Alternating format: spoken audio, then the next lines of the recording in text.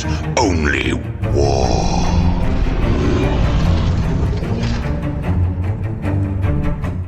What is up, gents? World Top 40k player and a Recon Marine Keevil, bringing you another 40k Dirtbag Nation battle report. This is our second 11th edition battle report on the channel. So the first one was with the Orks and the Grey Knights. That battle report obviously is already on there, but this one is going to be Shadow Legion. I came in second last year with this kind of detachment before I ran Death Guard, and I got #1 Death Guard in the world last year. So I was running this a little bit before, kind of like in that in-between phase, and it was freaking insane. Like, I think Shadow Legion is very, very good. I think Shadow Legion 11th edition is also very, very good. So we're playing against our boy Roger, who this is his first 11th edition game. This is our 6th right now. We have 3, 4, 5... 6 or 7. This is our 7th 11th edition game, and we've learned so much, guys. If you guys are new to the channel, appreciate you clicking on the video. We're ranked 5 in the world on ELO. We were #1 in all these factions in the world. We're #1 Ork player in the world, or in the United States right now.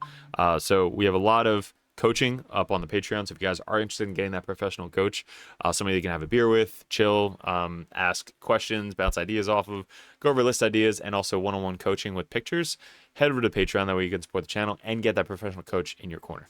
If you guys are members, appreciate you joining the members. Our members are growing so fast right now. I love it. We're trying to get as much content to you as possible on YouTube, and then our Patreons and members, we're going exclusively like podcasts and stuff like that on the side, so that way you guys get a little bit extra perks for supporting us and getting us growing in the channel. So let's get into it. We'll go over the list turn by turn, picture by picture, what we did good, what we could do better, the core rules, and learning 11th edition together.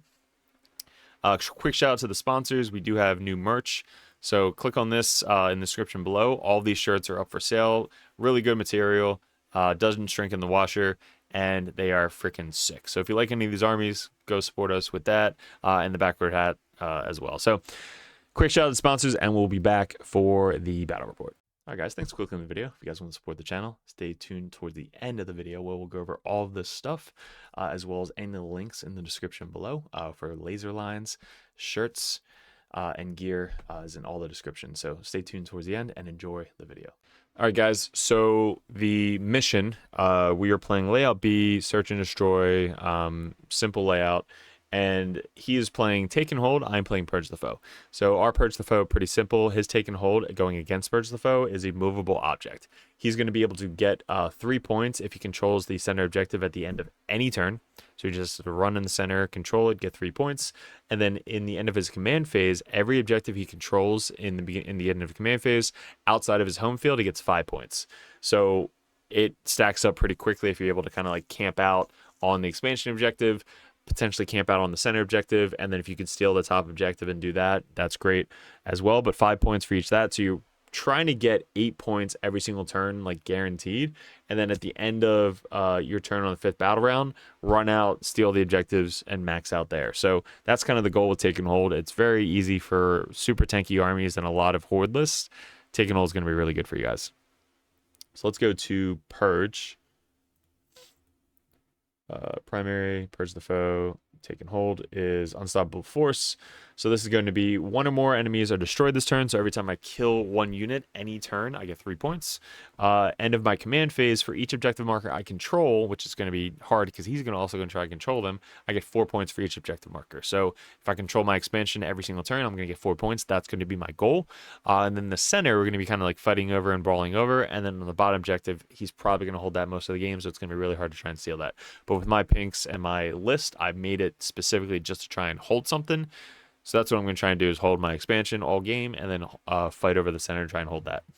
And then end of any of my turns, if I control 1 or more objectives that I did not control at the start, which is going to be easy for him because he's going to control a lot of objectives, I'm going to try and steal 1. That's going to get me 3 for killing 1. 4 if I can control the expansion objectives, so that's 7. 8, 9, 10 every turn. That's the goal. And then end of the battle, it's really good if you go second. You control 1 or more central objectives, which is the center objective. So the end of the battle, if I control that center, going second, it's going to be a lot easier, but going first, a little bit harder. I get 5 points at the end of the battle. So that is the primary mission. Okay, and our lists, he is running the Green Tide. He is going two trucks. One of the trucks has the 2x5 flash kits. One of them has the enhancement for the extra shots. The other one has a 10-man boys unit in it right here. He's got Gaz.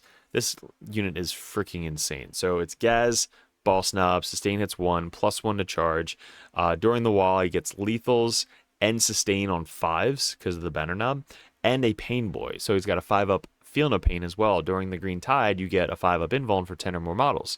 During the wall, you get a 5-up invuln. So it's 5-up, 5-up Feel No Pain, sustain hits and lethal on 5s, and +1 hit, +1 wound. Always now with Gaz because he's leading the boys unit. Makari, banner. Yeah, this unit is freaking insane. Literally will kill anything in the entire game. 10 Gretchen here, 10 Gretchen there. Zod with the 20 Gretchen is still very, very good in 11th edition. He scouts 9 still. -1 to wound always. Now with cover, or -1 to hit with the cover as well as hidden. He's really good and really scary turn 1 with his scout move. Ball Snickrod over here. He's got a 10-man boys here, 20 boys with the war boss in the battle wagon, 20 boys and a war boss off the table. 1, 2, and I think he's got 10 more boys somewhere. Oh, 10 boys right here, right behind this little terrain feature. For us, we have our good old Illidan Be'lakor. So Be'lakor, the Bloodthirster with the leaping, which if he kills a unit at the end of the turn or end of the fight phase, he's able to go back into reserves, which he did not go back into reserves once this game because it's fucking Orks. The Bird, which is insane. He's really, really good in 11th. Ignore all mods to hit with the sustain D3 because you don't need the ignore cover and you don't need the lethal most of the time. 2x5 of the uppy downy dogs, which can't uppy downy turn 1 anymore. So at the end of his turn 1, if I go second, I can lift up at the end of the turn and I can't come back turn 1. So remember that you can't uppy downy turn 1. 10 cultists in the backfield to make it sticky. I have a Lord to get the free strat right behind this guy's wing right here. A unit of pinks right here, which probably should have deep struck, but it's fine.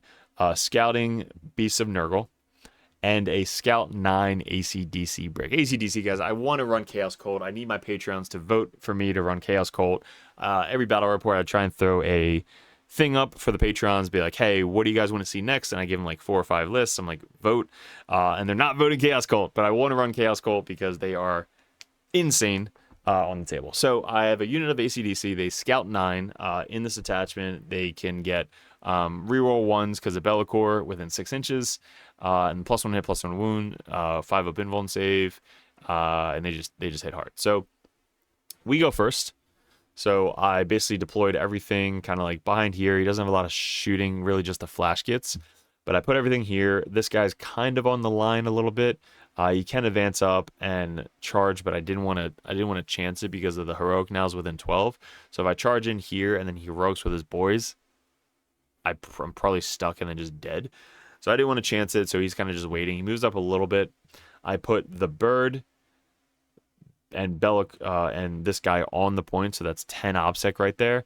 I run up my I'm running the Shadow Legion with the battle line. So the battle line gain advance and assault and a charge. So advance, shoot, and charge with the battle line. I kind of bring back D3 battle line, excluding pinks. But there is a strat to bring back 1 pink for 1 CP with Tzeentch. So pretty good. They do get 1 shot of this. Oh, and I have the Fluxmaster. So this guy's proxying in for the Fluxmaster. Fluxmaster's -1 to hit always with the Gloom enhancement, which is -1 OC. So the pinks not only are they OC2, -1 to hit in melee, and -1 to hit with his ability. So they're basically -2 to hit in melee, and if they're in cover, they're -1 ballistic skill and -1 to hit stacked. So they are very, very annoying to deal with. So for us, we go first. We advance up, everybody. These guys do their once per game advance and charge. So they Scout 9, advance up. I just want to kind of like screen out and tie up this battle wagon with the guys inside. So they move up, they charge in, they kill all of the Gretchen here, they kill all the 10 boys here, and then they tie up this battle wagon here. I think I do like 2 damage to it, but I murder all of the infantry over here with the reroll 1s because I'm within 6 inches of the Demigorgon, whatever the fuck her name is, and that everybody is within 9 inches of her. So all within 9 inches incoherency, and then within 6 of Bellicor with the reroll 1s. I don't need the lone op because he doesn't have shooting, and I put 10 OC here. I didn't give as much of a gap. I gave too much of a gap here so that he can run through here. But we also measured out that if he does charge into the Nurglings, he can't pile into these 2 guys because it would be too far away. So even if he like advances up here, charges in, I'm not within 4 or 5 of these 2 guys, so he can't second pile into these guys to get to them. So I was pretty safe on this side of the terrain, and I screened out this side. So these dogs ran up because I had tempting target turn 1 and control 2 in the center, which was a great turn 1 to get 10 points. So, and I controlled an objective I didn't control before, which I don't know if I put down for that. Yeah, I don't know. I got myself before, so I did kill units. That's 3 points, and I can't do that turn 1. So I can only kill something turn 1 for 3 points. That's it. So I killed something, got 3 points, got 10 points. So I got 13 points turn 1. Really good turn 1. These guys advanced up and just waited. So that's me trying to screen because he can't end within engager range. So he can try to advance up this way. He can land like here or here, and then that's it. So a little bit of screen. All the pinks ran up and got on my expansion. The Lord is waiting there, so that way at the end of his turn, I can pick up the Lord and a demon unit, and everything else kind of chilling. So that's me. His turn. He waits Gaz, so Gaz doesn't commit. Next game he has, actually, Gaz moves up and dies. So this was the first game he ever had, and he doesn't want to commit Gaz. Because this actually has surprisingly a lot of shots. There's like 12 shots with Bellicor, with Dev. He's got like 9 shots, 3 damage. He's got a flamer. These guys all have a shit ton of shots. And there's a flamer and flamer. So this list surprisingly has a lot of shots to it. So I could one-shot the Gazbrick, especially charging in with the Bloodthirster. But the Bloodthirster is in a very, very good spot right here because he can't get to me with the melee, and he doesn't really have to have any shooting with this. So the Bloodthirster is in a very scary spot for him because I could just advance any direction and charge in and probably precision out Gaz or one of his war bosses. So he doesn't wah this turn. He does move up these guys to get on the point to steal this objective.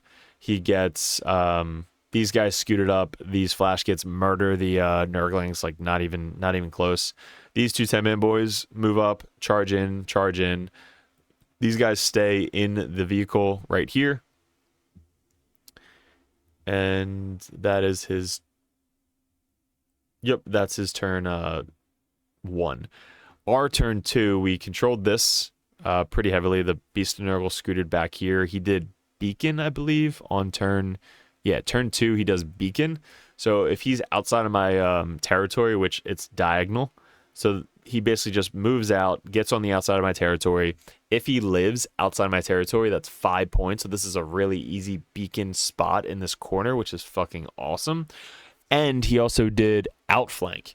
So he's up here, and I got my Lord down here to do outflank. If I'm within 2 different table quarters within 6 inches, and one of them is out of my territory, I basically got almost 10 points just for the Beast of Nurgle being there. Beast of Nurgles are freaking insane. So good. So he's there. These guys went up, came back down, I think over here. The pinks got lifted from the Lord, so the pinks came back down, and I put 20 OBSEC on the center. The bird scooted over. I lined up shots into these guys, forgetting about the Horde move. He rapided the 20-man boys over here because I have 2 big-ass dudes up here. I have Bellicor and the Bloodthirster. So he rapids over here, which is smart. Let me bring this up for you guys.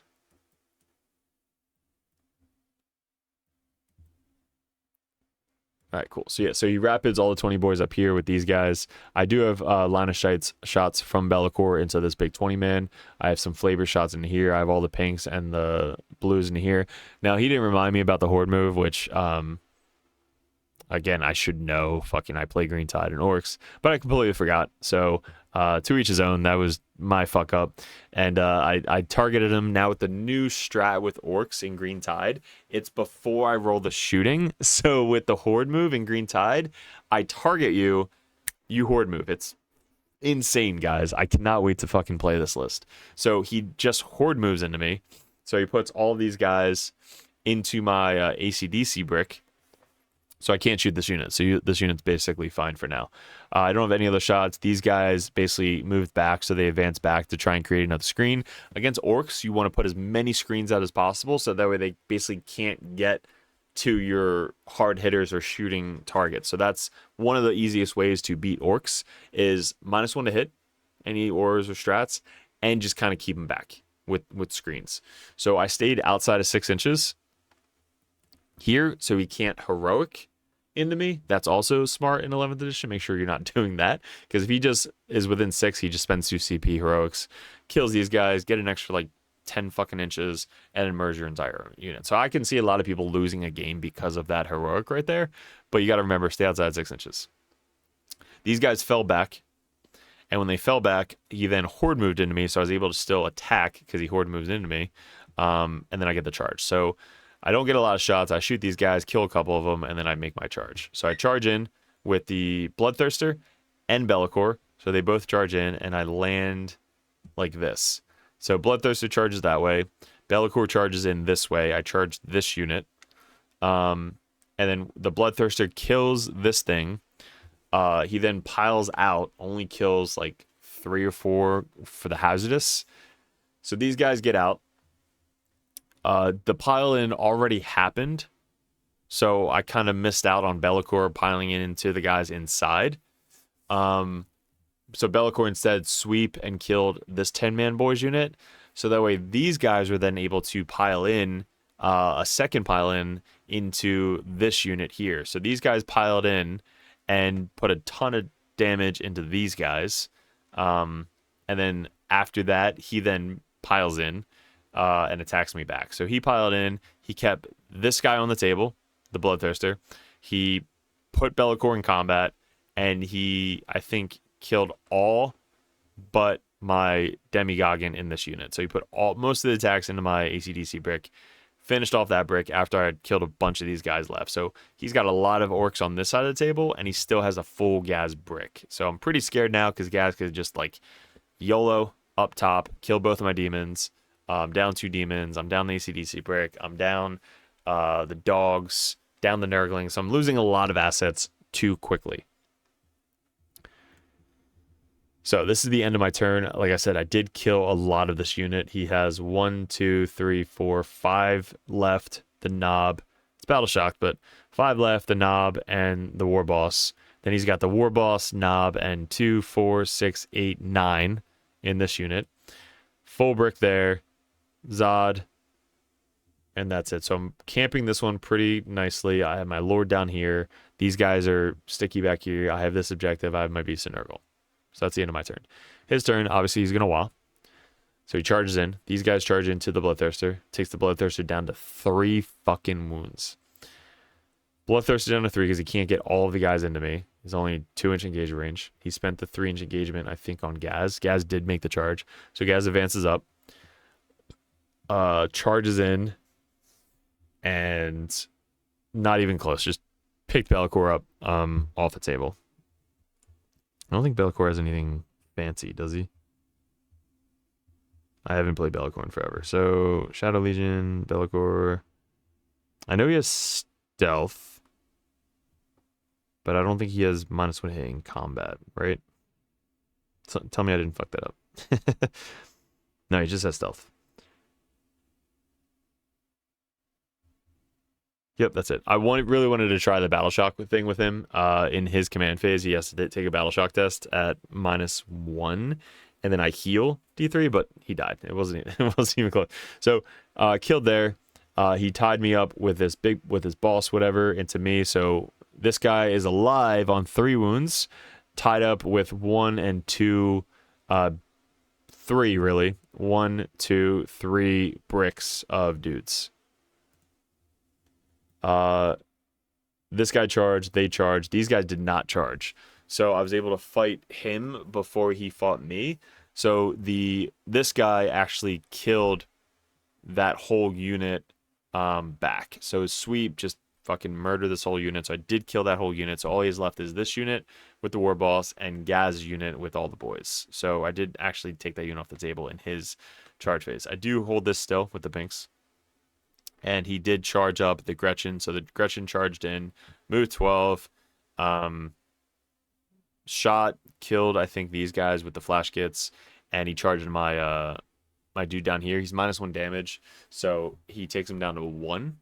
And I did like the free reroll to just make a save because I think I had 1 wound left. I rolled a 1 and then I rerolled it into a 2. So he lived and then he falls back in my turn. So he passes battle shock, falls back, gets outside of 2 inches engagement range, and just kind of like sits there for another turn.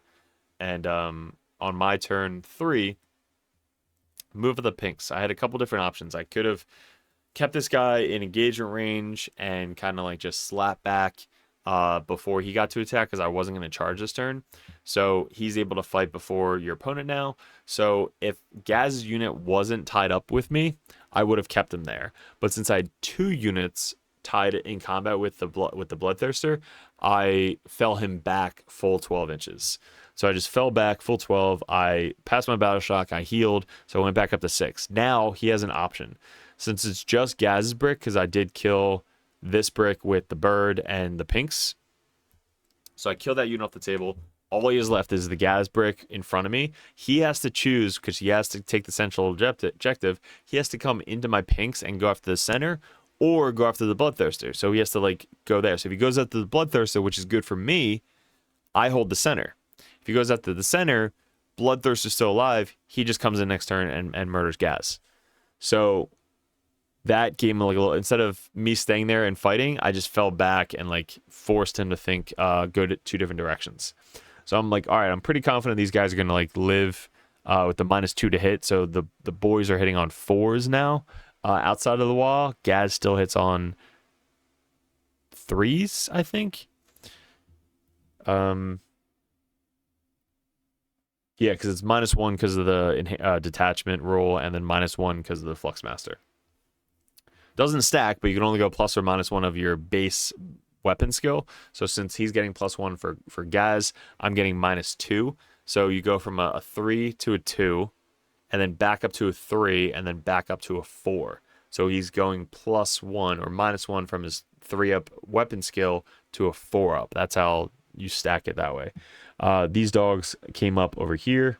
He fell back over here. These guys moved back because I didn't want Zod to just like move up and charge them. Beast of Nurgle's doing his job over here. And that is basically that. And then after my shooting, I killed that unit. His turn now, he just kind of moves up. He shoots the pinks. He kills like a couple of them. I bring back a blue guy. The flash gets shoot in. I kill the blue guys, and I bring back 2 yellow guys. So I kind of try and block off the bird from getting charged.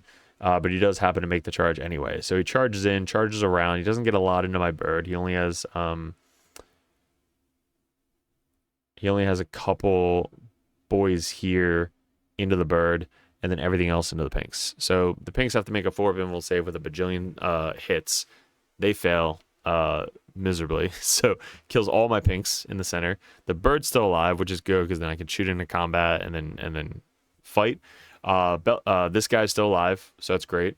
And he still has 2 units of flash kits. Truck empty. Boss Snicker I got picked up, brought back down over there next to my beast. And these guys fucking rolled a 6 for the advance. So they just go fucking 12 inches towards my home field objective. I'm like, all right, home field is now gone. This guy lived because he shot backwards, failed it. I re-rolled it for free again and passed it. So this lord lived.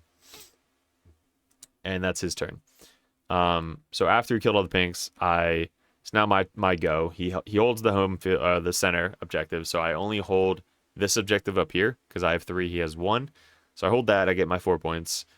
Beast Nurgle moves up to try and go after Boss Snickrot. He moves up this way to try and help clear out the boys.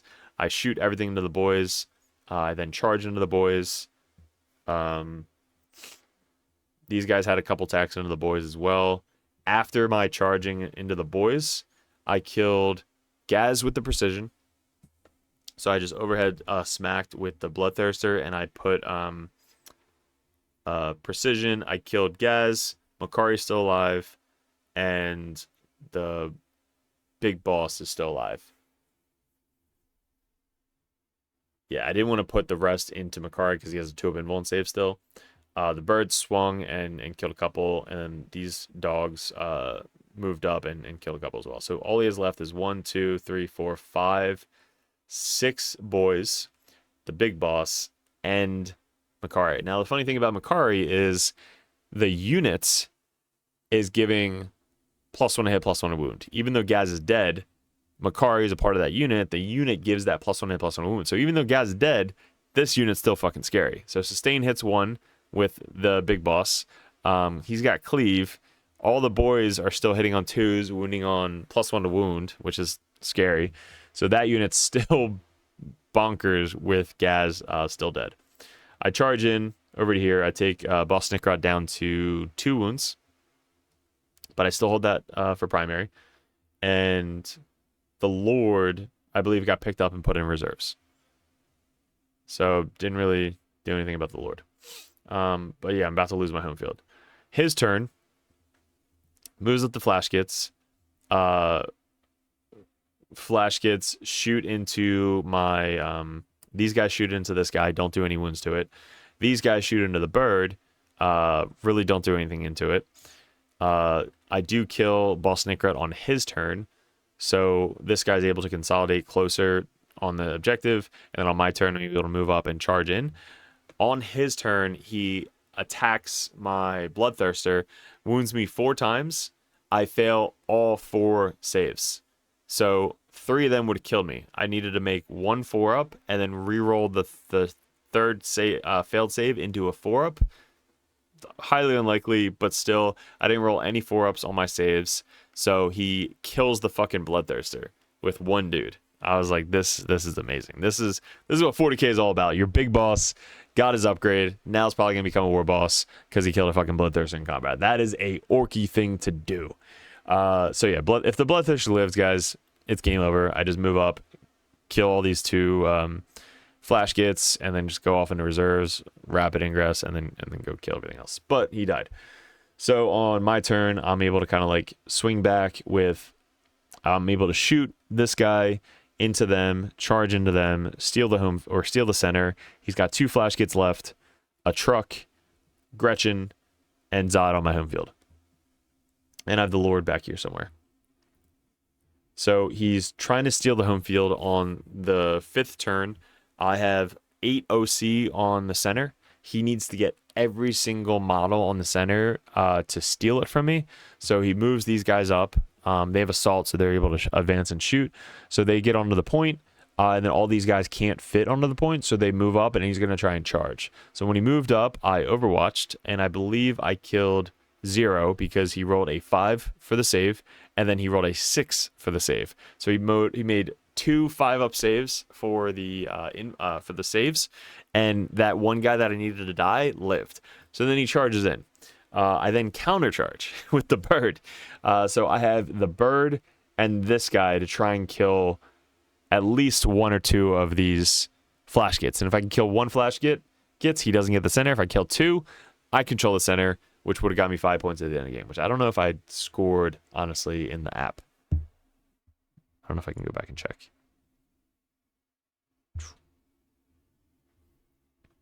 I can't edit it in the app. So... and it doesn't tell me which turn I got primary. Not as easy to read the app as the other app that everybody used to use, Tabletop, whatever the battles was. But yeah, if I control this at the end of the game, I get 5. I'm not sure if I scored it or not, but this is the end board state right here. He's got 10 Gretchen, 5 flash kits. I do kill these 5 flash kits, so they're dead. The truck and these guys. So at the end of his turn, he controls 1, 2, so he gets 10 points. He didn't control the center, so we got 10 points final score. So the final score, guys, is 86-81. Such a close game for Roger's first 11th edition game. Our first game with Daemons. His first game in 11th edition and with Orks. Our primary, we got 40 out of 45. Again, not sure if I scored that 5 on turn 5. I guess turn 5 I got 11. So I kill 3. Overtake an objective, that's 7. 8, 9, 10, 11. No, I didn't get 5 points at the end of the game. So I should have had 45 out of 45. Again, still getting used to scoring. Should have got 11, 15. So I should have an extra 4 points. So it should have 90 to 81. And then for secondaries, we got 36 out of 45. We had 5 for tempting target turn 1 because we were able to run our guys on the bottom objective. 5 for beacon for the Beast of Nurgle. He also got the outflank for 5. Secure no man's land. So really good turn 1 and turn 2. 10 and 10. Turn 3, we got 5. Forward position, we couldn't ever steal that objective on his expansion. So we got rid of it. And then Burden Trust, we only got 2. Which was probably, yeah, because the bird, I think I needed to control it. That's why. So I only got 2 from the Beast of Nurgle. Beast of Nurgle got fucking 12 points himself. And Central Ground, 17 points. Beast of Nurgle got 17 points himself. And Cleanse. Wow. Beast of Nurgle by himself got fucking 20 points. No prisoners for 4. And that is it. His primary and secondary, this one, is 33 out of 45 for primary. You guys can see this, right? Yep. 33 out of 45 for primary, and then 38 out of 45 for secondary. So Green Tide, very good at secondaries and take and hold. So this is a very, very score for a loss. So 81, again, he would have done a little bit differently with this game. Let's go back with this. So I think he did the right thing with all of this up here. I think these guys rapiding here is a good play. He could have rapided down here, but it's super far away. I think the Gretchen could have been a little bit further out of the threat ranges, potentially. I mean, the Gretchen are kind of fine there because I could just shoot this bird into them and neuter them before the wall turn. This truck over here, no. So everything honestly is fine on this side of the table. The Gretchen got him a CP almost every single turn. This battle wagon getting tied up turn 1 from the scouting these guys. So I think knowing that it's ACDC brick that can scout 9 and then advance and charge, I think with deployment, guys, you put these Gretchen just right along the line there to screen out from the charge, and then the battle wagon could have been like back here, and these 10 boys probably didn't have to be there. They probably could have been like back here more or like right there. So yeah, I think going into ACDC Scout 9, if you're not going to infiltrate, which he doesn't have any infiltrators, you basically just screen off the 10-man 40-point Gretchen to stop me from getting to you turn 1. So I'm not going to sacrifice my, 300-point unit to kill 40 points of Gretchen. So that probably would have been a little bit different with the deployment. I'm not going to charge into Gaz's break turn 1. Even though I kind of could have just fucking neuter him. Who knows? I don't know if that's going to... I think if I get shots off and then charge Gaz's break, I would have done it, but I couldn't. So if he went first, these guys would have scouted... probably up here and just line this wall to stage for next turn, because that's super. He's not going to wild turn 1, so he's not going to get Gaz into me turn 1. These guys aren't going to get into me turn 1. So I think I would have been fine here. So then on my turn, bottom of 1, I could have advanced up, and if he brought Gaz out, I would have uppy downy the bird, advanced these guys, shot Gaz's unit, charge Gaz's unit with the Bloodthirster, and charge Gaz's unit with them. So Gaz's unit would have died if I went second. And then taking Gaz off the board, my beasts are pretty much safe most of the time, because Gaz's unit killed Be'lakor, and the other unit did like 15 wounds to this guy. So yeah, that would have been, I think, going into a melee threat like that, just line up your boys and stop me from charging them turn 1. And the flash gits probably could have been in a more central position. So the flash gits are here or in reserves just to walk on and just blow up whatever the hell he wants to blow up. Like if flash gits weren't there, you wouldn't have been able to kill these guys potentially. Or if the flash gits are on this side of the table, they're able to just murder the ACDC brick with the sustain hits 1 and heavy. So flash gets here, 40 fucking shots, or at least 30 shots, sustain hits 1 with heavy, going into the ACDC brick to just neuter them. So that would have been really the biggest difference. Snickrod didn't really do too much this game. Got picked up, brought back down. Did 1 point of engaged on all fronts, I believe.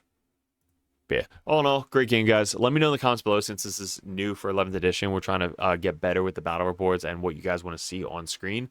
Let me know what you want to see on screen, what we could improve, what you liked about the battle report. If you guys want that professional coach in your corner, definitely head over to Patreon so that way you get myself or another Dirtbag Nation coach in your corner to bounce ideas off of. We go over battle reports for our grandmasters, picture by picture, turn by turn, like this, one-on-one. And if you guys are competitive, you get to message me anytime with any list ideas, questions, tactics, stuff like that. So head over there, pick up the merch in the description below. Get this t-shirt, pretty sick, and also the backwards hats. But guys, I really appreciate it. Wouldn't be doing this without you guys. Check out the book come end of July, and good luck, and we'll see you in another video soon.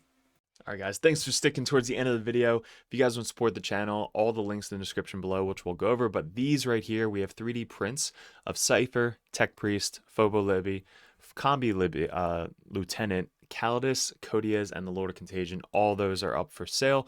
Message me on Discord. All these widgets, the 6-inch, 2-inch, 3-inch, 1-inch, they pop out. Those are up for sale. The 9-inch widget, the 1 CP token, where you guys can keep track of the CP every single game. The token markers for Chaos and Grey Knights, they're poker chips. Those are really good for sticky objectives. And then also the wound gauges and the fuck you and fuck me tokens are up for sale as well. And we have a new sponsor, Snot Goblin Terrain. They are really, really cool. What's great about them is you can customize them for any layout. So if you run a Games Workshop layout, or if you run WTC layout, you can run it that way. And the best part, it's super hard plastic, not going to break on you. And also it's all fully painted. So check on the link below if you guys want to check these guys out. We use them in our streams and they look super awesome on the stream, but it's really good to travel into all your stores and bring them with you. So check those guys out. Then we still have 3D6 Wargaming, where if you guys want some custom templates, you guys can click on these. And then our new and improved Rexar lasers, laser lights with the Dirtbag logo on them. These guys are at a lot of local GTs, especially in the Texas area, but these lines are, or these lasers are rechargeable. So definitely be picking this up. I'm going to be getting sent one of these so I can show you guys on the live stream and stuff like this. But you guys get the Dirtbags and the lasers rechargeable, so highly recommend the Rexar lasers in the description below. Look at this. Look at that line. It is so good. And it's rechargeable. At the top, it's got the USB. Just plug it right in. Good to go. This shit is legit. And lastly, guys, the merch store. This I love seeing at GTs. When you see it across the room, you see your own logo, which is so cool. It's the red, white, and blue. We have the hats as well. They're all flex fit with the Dirtbags logo on the back. I just love wearing backwards hats. But all of these are available in the Printify shop. It's print to order, so you can get all these shirts, different sizes, different colors. We also have the old school stuff. We have the Nurgling. We have mugs, which you can fit your entire hand in, and some of the Grey Knight logos as well. So let me know what I'm missing. You can message me on Discord, but stay tuned. If you guys are interested in the Patreon, that'll come up last. So appreciate it, guys, and let's keep it going.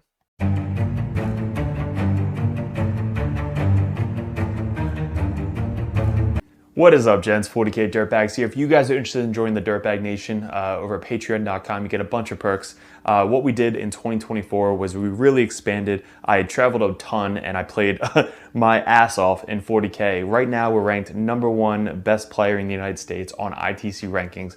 We were the #1 Chaos Space Marine player in the world this year in 2024. 2 years ago, we got ranked #1 Grey Knight player in the world, and this year we're probably going to go into Death Guard, hopefully when the new codex comes out, or Emperor's Children. But you guys, if you guys want that head coach or that coach always in your corner just to ask questions, bounce ideas off, that's what the competitive Dirtbag and the Dirtbag Nation is all about. If you guys want to support the channel, you head over to patreon.com. You can join the Just a Car tab, which is $5 a month. You guys get access to the Discord Patreon tab. You have to be a patron to get into that Discord. And also, I'm always there. All the other coaches are there.